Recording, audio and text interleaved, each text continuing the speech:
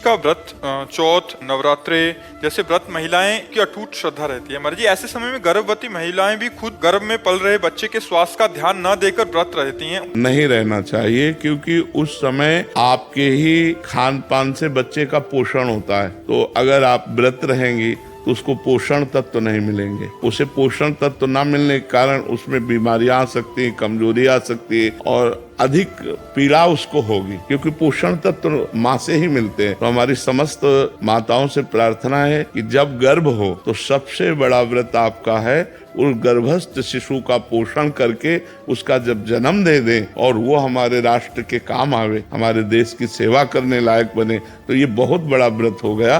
तो उस समय हमें लगता है कि जैसे निर्जला व्रत है या इस तरह के व्रतों का अनुष्ठान न करें। तो अगर आप 9 दिन व्रत रहेंगी तो उस गर्भस्थ शिशु को वो पोषण तत्व तो नहीं मिलेंगे। तो इसलिए अब जैसे करवा चौथ आती है, उसमें माताएं बहनें निर्जला रहती है। अब गर्भस्थ शिशु को यदि नहीं पोषण तत्व मिलेंगे तो व्याकुल हो जाएगा ना, परेशान हो जाएगा। वो प्रतिक्षण जो नाभि में नली होती है, प्रति घंटे जो माँ खाती पीती है उसी से उसका सार तत्व निकल करके उस गर्भस्थ शिशु का पोषण करता है। तो हमें लगता है कि माताओं को बाहरी आराधना करनी चाहिए, जैसे भगवान नाम कीर्तन है, पाठ है, पूजा है, ये सब करे, लेकिन खान पान में अपने लिए तो संयम कर सकते हैं, लेकिन उस गर्भस्थ शिशु के पोषण के लिए जैसे हम औषधि आवश्यक है ऐसे वो भोजन आवश्यक है, पोषण तत्व आवश्यक है उस बच्चे को। तो हमें लगता है उन दिनों व्रत नहीं रहना चाहिए।